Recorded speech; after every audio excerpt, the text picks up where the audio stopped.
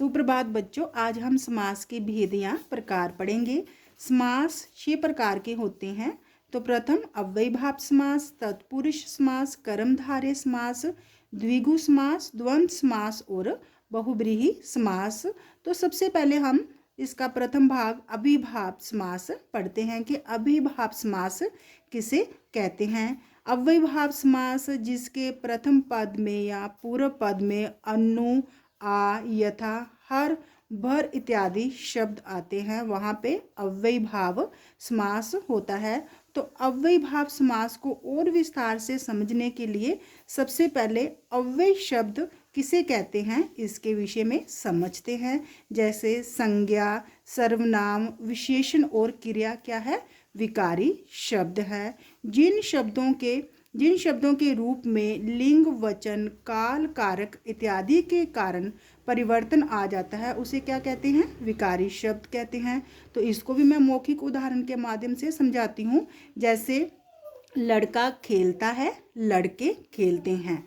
तो लड़के क्या है, इसमें लड़का खेलता है, लड़के खेलते हैं। तो इसमें वचन के कारण परिवर्तन आया है, लड़का सो रहा है, लड़की सो रही है। तो इसमें लिंग के कारण परिवर्तन आया है, बच्चा खाना खाता है, बच्चे ने खाना खाया। तो इन वाक्यों में काल और कारक के कारण परिवर्तन आया है। जैसे बच्चा खाना खाता है, वर्तमान काल, बच्चे ने खाने को खाया। तो इसमें कारक के कारण बदलाव आया है। जैसे कारक किसे कहते हैं, जैसे कर्ता ने कर्म को। तो अब मैंने आपको जो शब्द जो है भिन्न भिन्न परिस्थितियों में अपना रूप बदल लेते हैं वो क्या कहलाते हैं, विकारी शब्द कहलाते हैं। जैसे मैं विकारी शब्द, मैंने, मुझे, मेरा इत्यादि इसके रूप हो जाते हैं। तो अब हम अव्यय शब्द के विषय में समझते हैं।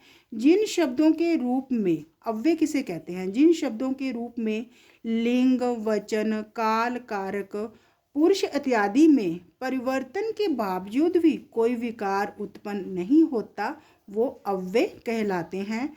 जैसे राम धीरे धीरे चलता है, तो इसमें धीरे धीरे क्या है, अव्यय शब्द है। इन शब्दों में किसी भी परिस्थिति में परिवर्तन या बदलाव नहीं आता है, इसलिए ये शब्द क्या कहलाते हैं, अविकारी होते हैं।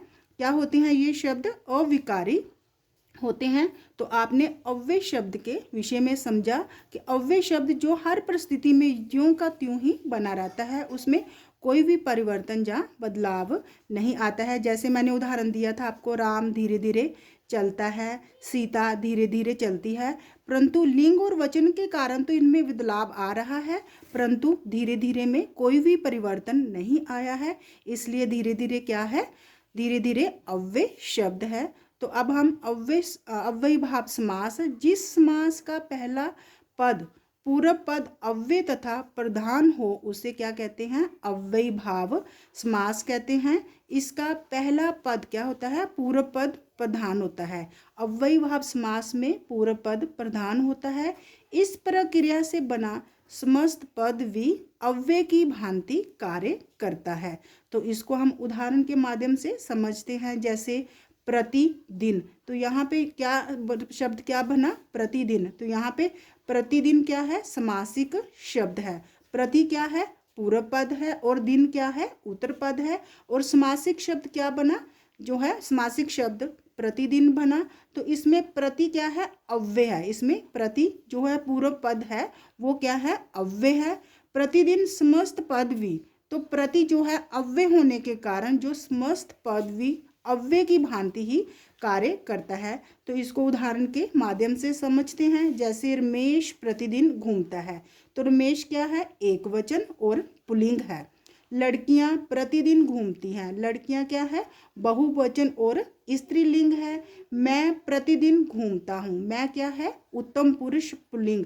तो यहाँ पे वचन के कारण भी इनमें कोई बदलाव नहीं आया, लिंग के कारण भी प्रतिदिन में कोई बदलाव नहीं आया है, परिवर्तन नहीं आया है।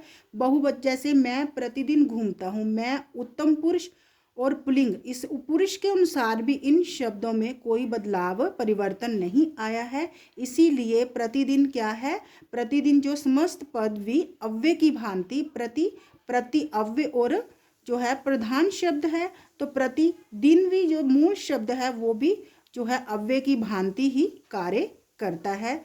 तो जैसे प्रतिदिन घूमता है, रमेश प्रतिदिन घूमता है, एक वचन पुल्लिंग, प्रतिदिन में कोई परिवर्तन नहीं आया है। लड़कियां प्रतिदिन घूमती है, तो बहुवचन स्त्रीलिंग है। परंतु प्रतिदिन शब्द में कोई परिवर्तन नहीं हुआ है, तो इसलिए संपूर्ण पद क्या बन गया है, अव्यय की भांति कार्य करता है। तो अव्यय जो है, अव्ययीभाव समास की पहचान क्या है? इसका पहला पद अनु, आ, प्रति, वर, यथा आदि होता है। तो अब हम इसके उदाहरण लेते हैं, जैसे प्रति, आ, यथा, अनु, भर, प्रति, हाथ। ये क्या है? पूर्व पद और अव्यय है। और इसका उत्तर पद कौन सा है? दिन, जन्म, संभव, रूप, पेट, कूल, हाथ। तो समस्त पद क्या बना? प्रतिदिन, प्रतिदिन। आ जन्म क्या बना? आ जन्म।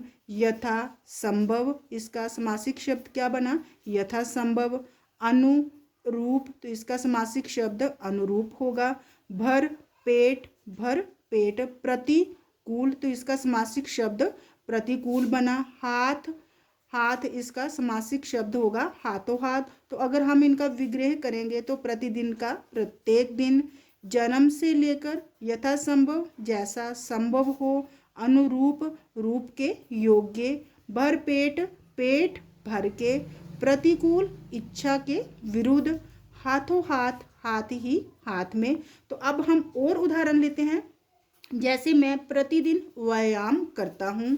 सड़क के बीचों बीच मत खेलो, भीष्म ने आजीवन ब्रह्मचारी रहने की प्रतिज्ञा ली। तो यहाँ पर प्रतिदिन, बीचों बीच, आजीवन शब्दों में लिंग वचन के अनुसार कोई परिवर्तन नहीं होता। ये सदैव इसी रूप में ही प्रयोग हो रहे हैं। ऐसे शब्द क्या होते हैं? अविकारी शब्द या अव्यय कहलाते हैं। जैसे मैं प्रतिदिन व्यायाम करता हूँ, लड़कियाँ प्रतिदिन व्यायाम करती हैं, तो इनमें प्रतिदिन में कोई परिवर्तन नहीं आ रहा है। तो ये क्या होते हैं? ये शब्द विकारी या अव्यय कहलाते हैं। तो परिभाषा, जिस समास का पहला पद अव्यय प्रधान होता है और समस्त पद अव्यय बन जाता है, वहां पे क्या होता है? अव्ययीभाव समास होता है।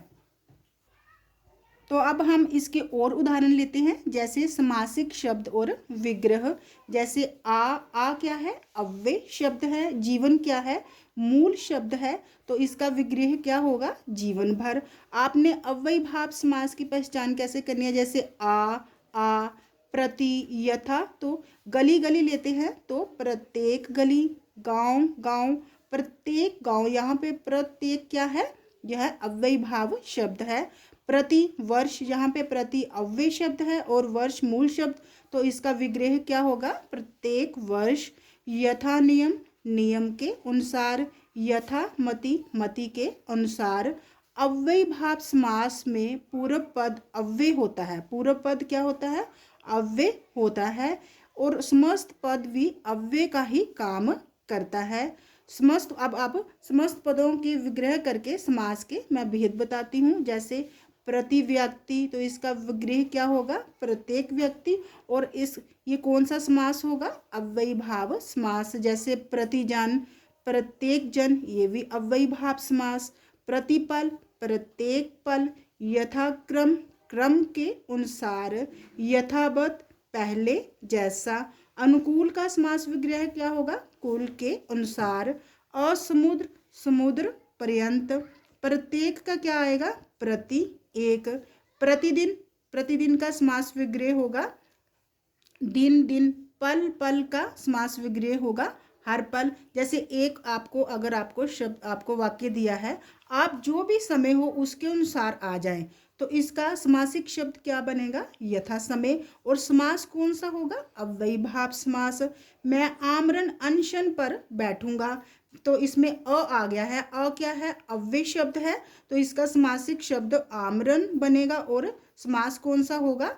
अव्ययीभाव। अगर आपको मेरी वीडियो अच्छी लगी हो तो इसे लाइक, शेयर और सब्सक्राइब कीजिए। धन्यवाद।